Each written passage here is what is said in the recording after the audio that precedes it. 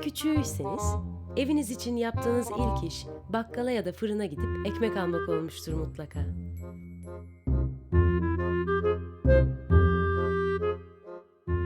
Ramazan sofralarının vazgeçilmezi pide için oluşan uzun kuyruklar, sabahın erken saatinde iş yerine koşturanların can simidi poğaçalar, özel günler için hazırlanan türlü hamur işlerinin mucitleri, yaratıcıları, emek verenleri onlar.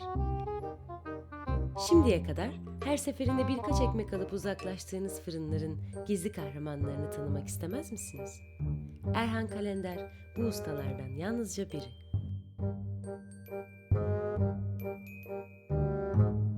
Ben 1981 Giresun Tirebolu doğumluyum.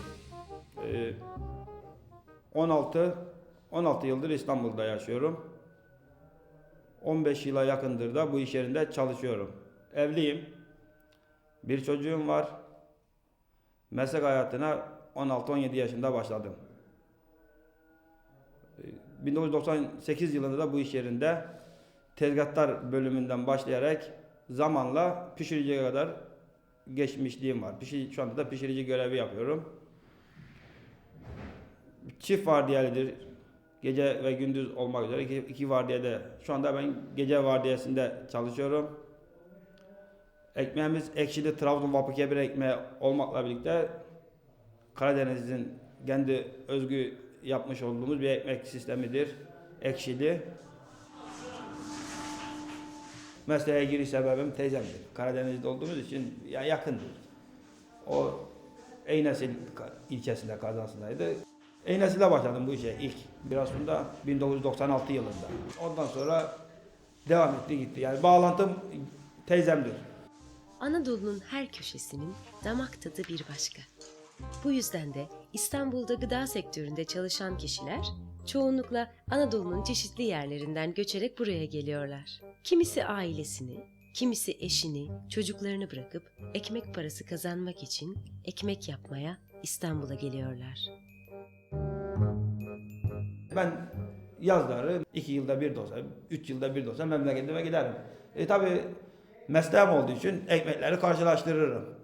Bizim mesela Karadeniz'de ta kabuklu, sert kabuk olarak bu ekşili Trabzon ekmeğinin en büyük özelliği ekşiyle kabuklu olması. Burada da pek fazla kabuklu sistemi gitmiyor. Kabuklu olsa ne olacak işte ta kabuklu, sert kabuk, işte burası daha ince olmaz mı? Kuru, yaban gibi söylentiler oluyor. Bu yüzden aradaki bir fark o olabilir. Tabii hava, su, buraya öğrenme belki en büyük problem belki su olabilir. Lezzet konusunda. Ya kalite konusunda ben burayı çekiştiririm birçok yeriyle. Sabahın erken saatlerinde sıcacık ekmeğinizin sofranızda olmasını sağlayan bu gizli kahramanlar sizce kaçta işbaşı yapıyorlar? Akşam 9.30-10 gibi iş yerinde bulunuyorum. İşime başlamadan üstümüzü başımızı değiştirme. İşte pişirici olduğum için fırın bölümüne daha çok yakınlığım var. Odunumu, fırınımı ayarlama gibi bir de özellikle de tabii Trabzon ekmeği özel olan bulamaç. Bulamacımızı iş öncesine hazırlığını yapıyoruz. Ekmek yardımcımın, hamurcumun da yapmış olduğu hamurlara başlıyoruz belli bir zamandan sonra. 10 gibi başlayıp işte sabah saat 6'ya kadar 3 ağız dediğimiz belli bir miktarda ekmeğimizi yapıyoruz. Tabii zevkli yönleri var, stresli yönleri var. Gece olduğu için biraz stresli, zevkli yönleri de iş. Yani o bakımından zevkle çalıştığın zaman zevk alabiliyorsun. Vardiyeli olduğu için de belli bir şeyleri var, faydası oluyor.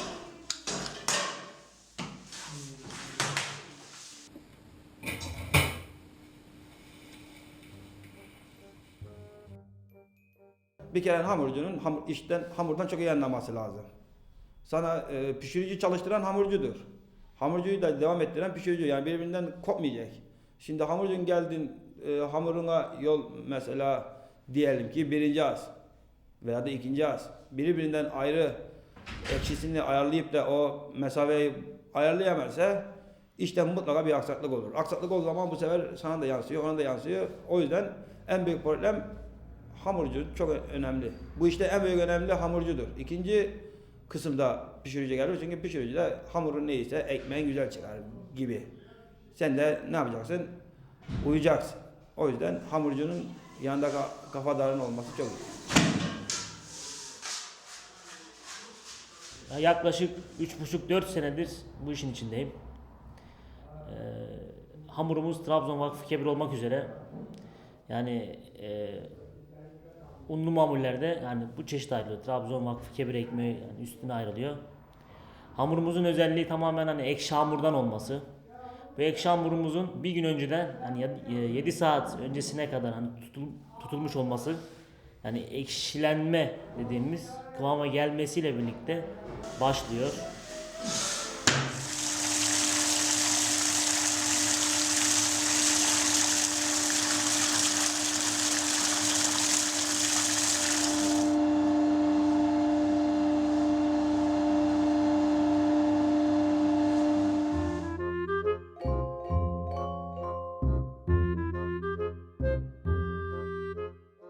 İş saati 7'de başlıyor burada. Yani 7'de şartele basıp hamur kıvamına gelmiş olması lazım. Yaklaşık bir yarım saat kadar bir yoğuruyoruz hamuru. Bir yarım saat yoğurduktan sonra bir 45 dakikaya kadar bir hamur kazanında bir bekliyor. Sonrasında işte hamur tekneye geliyor. Yani tekne dediğimiz ıslanga. Şimdiki günümüzdeki ismi ıslanga. Islangada bekleme amacı hamurun tamamen içinde. Yani normal bir ekmeği kestiğiniz zaman şöyle hani karşıyı görmeniz lazım ekmeğin içinden baktığınız zaman. Yani o kıvama gelmesi için burada 2 saat bekliyor. Islangada 2 saat bekledikten sonra yaklaşık kesilme kıvamına geliyor. Yani bizim hamuru işlememiz anlamına geliyor. Bu işlenme sırası da hemen hemen bir 20 dakika falan sürüyor. Yani çanaklara dediğimiz yani hamurun ekmek şeklini alması gibi çanakları alıyoruz. Çanakları aldıktan sonra bir 45 dakika 1 saat hani 1 saat 15 dakika falan yine bir bekleme süresi var çanaklarda. Yani hamur mayalanmış yani mayaya dönük. Bu süre zarfında peşinde işte ikinci hamur geliyor. Ondan sonra çanaktan sonra pişirme. Tamamen hani hamur artık hamurcunun elinden çıkıyor. Yani pişiricinin eline geliyor. Yani buraya kadar hani hamurlanan. Peşine gelen hamur da aynısı. Sabah işte 4'e kadar, 4.30'a kadar devam ediyor. Bu süre zarfı içinde 3 ağız ekmek yapıyoruz. Yani 3 hamur.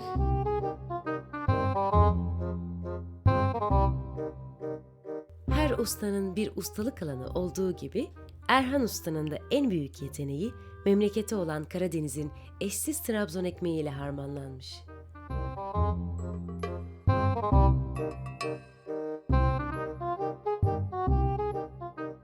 Erhan Usta vurguluyor. Hamuru doğru yoğurmak yetmez. Pişirmeyi de bilmek lazım. O da Erhan Usta'nın marifeti.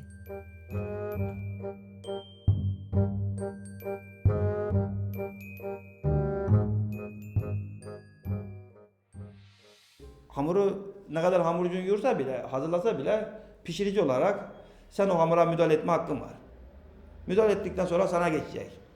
Bana geçen bölümde en büyük fonksiyon bence fırının dinlenmesi yani. Fırın pişirdikten sonra yani yaktıktan sonra, fırını hazırladıktan sonra hemen o lava atmayacaksın. Özellikle Trabzon ekmeği çünkü 1 saat içeride kalması gereken bir özelliği var. 1 saat. Bu 1 saatlik özelliğini alması için de ne yüksek seviyede ateşin olması lazım ne düşük seviyede. Düşük seviyede olursa bu sefer çilleşme yani pişmemeye önem. Çok yüksek olursa bu sefer ne olacak? Haşlanma olayı, tez kızarma olayı olacak. Çıkma işi olması için mutlaka detaylı yakman çok önemli. Hamurdan çok iyi anlaman lazım. Pişirici ol, hamurcu ol, ne olsan ol. En büyük özelliği hamurdan anlaman lazım. Bazı hamur vardır, seni o hızlı çalışmaya iter. Bazı hamur vardır, seni yavaşlatmaya iter. Pişirici eğer hamurdan anlamıyorsa, o hamurcunun yaptığı hamuru bozmaktan başka bir şey yaramaz.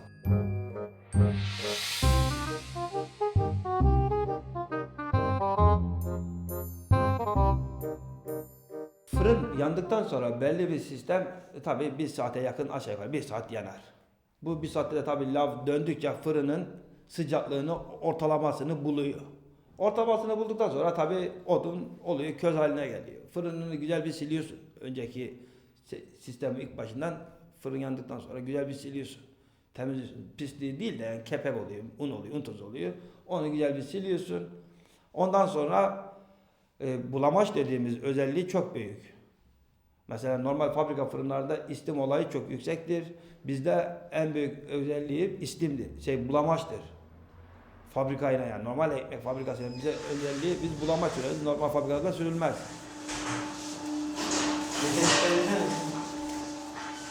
Bulamaç dediğimizde yani unla yapılan helle tipi kaynatılmış sıcak suyu açılmış, soğuk suda açılmış unun birleşmesidir. O helle yani bulamaç. Büyüklerimiz öyle adını bulamaç koymuştur. O şekilde devam eden bir sistemdir. İstim nedir? Sıcak suyun içeride buharlaşması. Tazikli sıcak su buharlanıp yani belli bir püskürtmeyle içeri buhar yapar. Bu istim olan yönü. Şimdi biz onu kullanmıyoruz. Onu kullanmamamızın sebebi bizim bulamaç kullanmamız. Biz şimdi hamurlarımız üzerine bulamaçlık kullandığımız için ne oluyor? O içerideki sıcaklık ona vuruyor. O da su olduğu için yani istim de bir su. Bizim hamurumuzun üzerine sürdüğümüz bulamaç da bir sudan yapılan katı bir madde yani unla birleşen bir madde. Ne oluyor? Bu hamura sürdüğün zaman zaten buhar oluyor içerideki o sıcaklıkta. O ister istemez kalkıp buhar oluyor. O istim görevini yapıyor yani. Onun yani Trabzon ekmeğinin en büyük özelliklerinden birisi de yani istim görevini bulamacını yapmasıdır.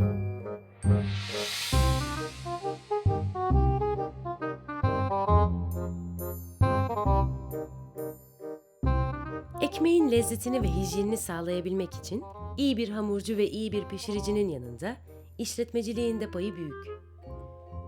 Onlarca yıldır bu işi yapan İsmail Taşçı, bize fırıncılığın zorluklarını ve çalışanlarının düzenini anlattı.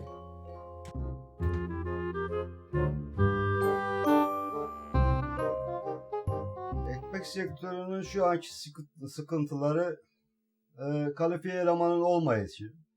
Bu işi yapanların genelde bilgisiz, becerisiz olmaları ve ayrıca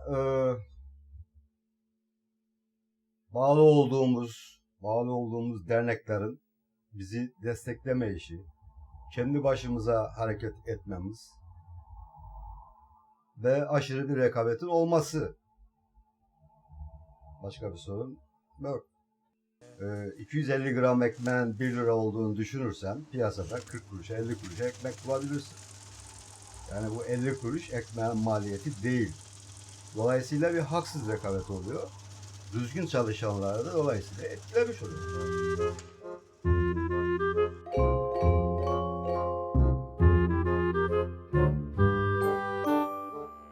Ekmeğiyle, poğaçasıyla, hamur işleriyle fırınlar hayatımızın vazgeçilmezleri. Peki ya pastalar ve tatlılar?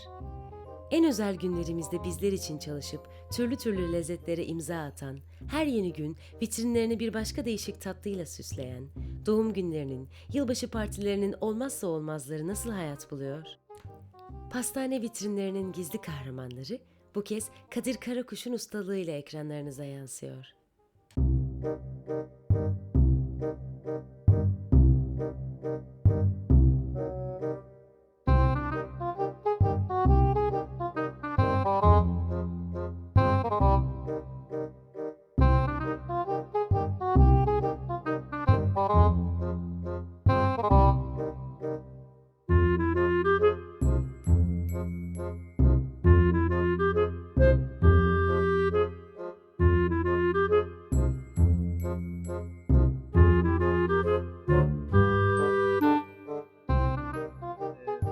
Adım Kadir Karakuş, 1982 doğumluyum. 94 yılından beri bu sektörün içindeyim. Evliyim, 4 çocuk babasıyım. Çocuklarımın 3'ü okuyor. Bir tane ufak bir bebeğimiz var, 9 aylık. Eşim ev hanımı. Komilikten başladım, dondurmacılığa geçtim. Dondurmacılıktan baklavaya, baklavadan da pastaya atadım kendimi. Daha sonra pastacıların ortamlarının çok sıcak olduğunu gördüm. Onlara heveslenerek ben de bu işi yapmaya karar verdim. Pastacılık yüzide görsel bir sanat olduğu için sürekli üretim halindesin. İnsanlara daha farklı sunumlar yaptığın için onun hazını duyaraktan keyif aldığım bir iş. Ben pastacılığı böyle tanımlıyorum. Çıraklık dönemim işte son baklavadan çıktığımda kendi çalıştığım bünyede departmanda açık olmadığı için ben de amcamın oğlunun sayesiyle, kardeşim daha önceden o firmada çalışıyordu. Beni oraya götürdü. İlk oraya başladım ve Mario Baroni'nin yanında başladım bu mesleğe. Çıraklık dönemim işte 7 sene kadar bir çıraklık yaptım. Alttan sürekli adam yetişmediği için her şeyi yaptığım halde çırak. En büyük faydasını da şöyle söyleyeyim. Ürün üzerinde tecrübe sahibi oldum. Yani çıraklığımın bana vermiş olduğu en büyük özellik, çok iyi tecrübe sahibi oldum. Bu işin iyisi yok. Gündemi sürekli takip edeceksiniz. Var olmak için de sürekli yenilikçi olacak. Sürekli araştırmalar yapıyoruz. Kitaplar üzerine olsun, işte sosyal medyadan olsun. Sürekli araştırarak.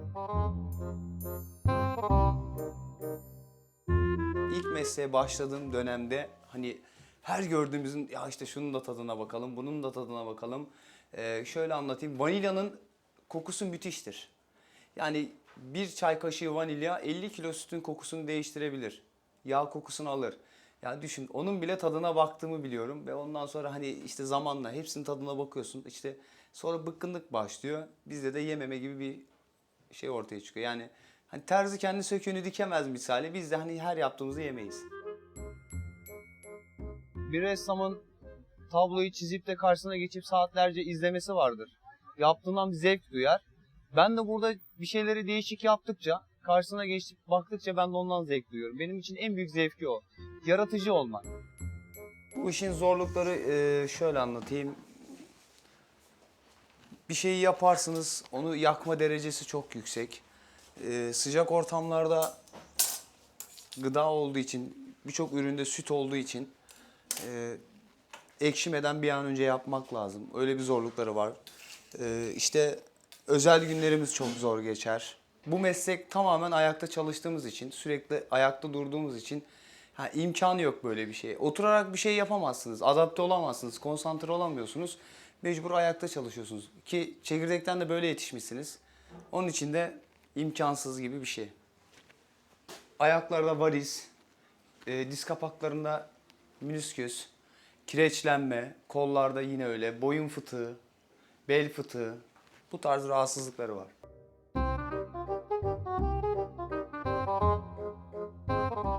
Mesleğin zorluklarına rağmen büyük bir aşkla işine bağlı olan Kadir Usta'yı iş başında yakaladık ve gizli tariflerini sorduk.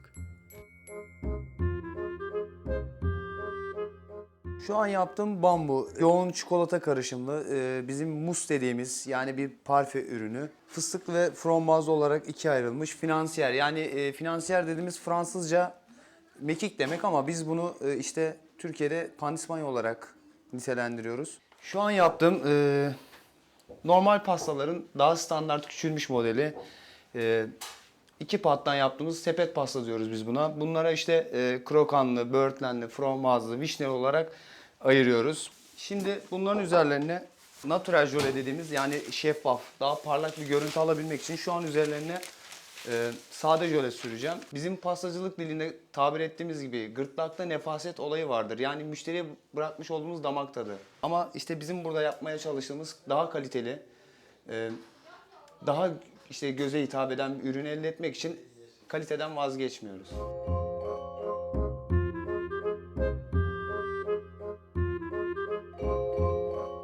Tadına doyulmaz pastaların yaratıcısı Kadir Usta'nın yanı başında pastanelerin bir diğer önemli gizli kahramanı bulunuyor.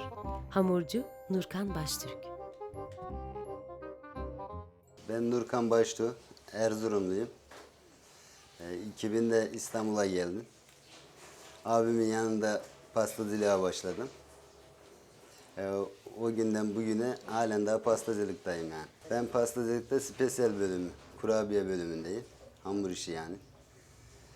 Yani kurabiye olarak kek tarzı, tartlar, o tarz şeylerle uğraşıyorum ben. Poğaça falan da yapıyorum ama genelde yani onlarla uğraşmıyorum ben.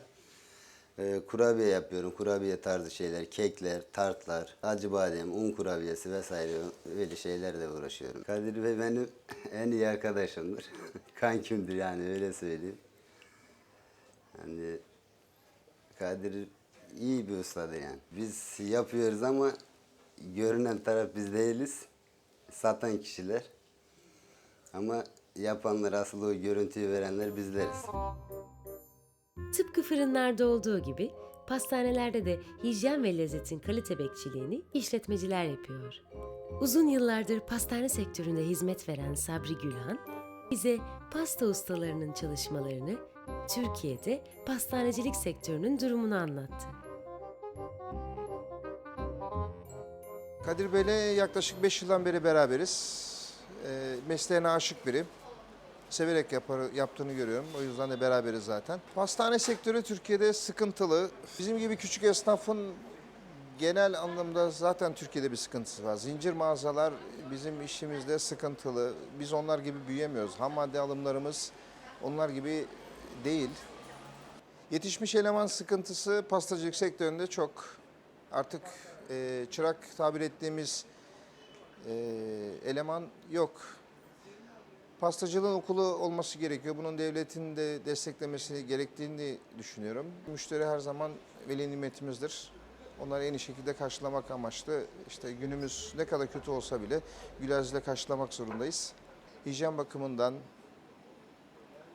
ürün tat bakımından, lezzet bakımından çok zor bir meslekle uğraşıyoruz işin doğrusu.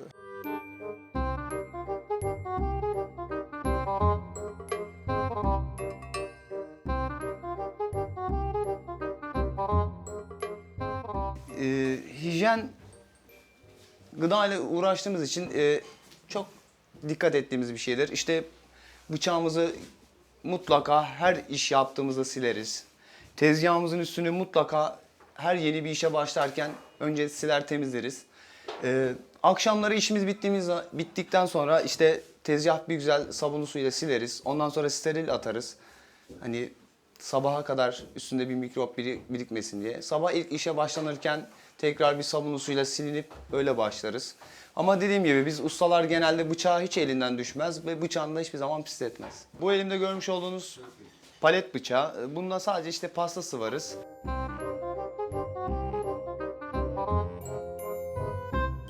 Bunun yanında işte böyle destere bıçağımız vardır. Bunu işte kek kesiminde vesaire işte ekler falan yaparken ekler kesiminde kullanırız.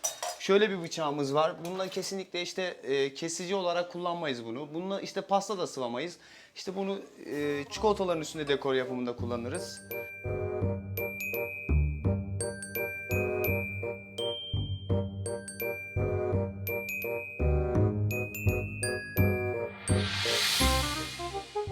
Bir de genelde en çok kullandığımız şanti sıyırmada tencerelerin içindeki sıyırma olarak bu mikamızı kullanırız. Ekipmanımız bu.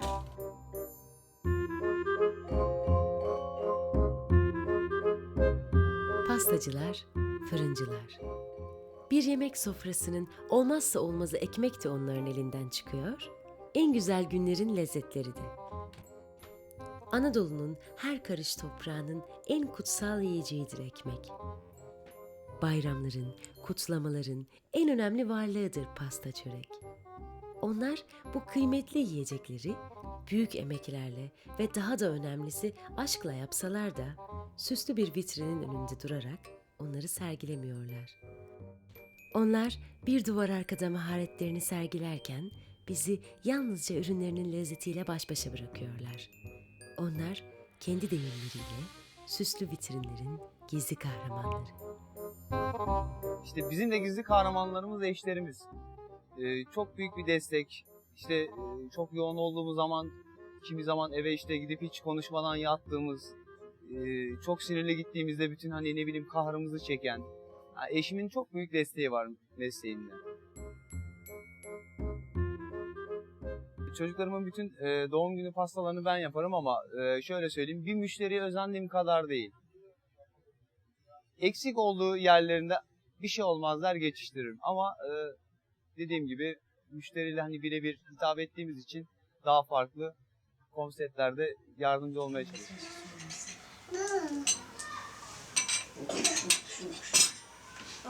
Ya şöyle bir gerçek vardır. Pastayı sevmeyen kimse yoktur. Yani pastacılıkta ürün çok olduğundan her damağa hitap ediyorsun. Mutlaka herkesin sevdiği, damağına göre uygun bulduğu bir şey vardır. İşte kimi çikolatalı pastayı sevmez ama meyveli pastayı çok sever. Onun için her damağa hitap edebiliyorsunuz. Onun için de genellikle çocuklar hiçbir zaman pastaya hayır demezler. Şöyle söyleyeyim, İşte yazın 40 derece sıcaklıkta duramayan insanlar, biz burada 40'ın üstündeki sıcaklıkta bütün gün ayakta durarak, daha farklı lezzetler arayarak, daha farklı damak tatlarına ulaşmak için, sizlere daha iyi hizmet verebilmek için bu zorluklarda mücadele ediyoruz. Her gördüğünüz süslü vitrinin bir gizli kahramanı var. Buranın da gizli kahramanı benim.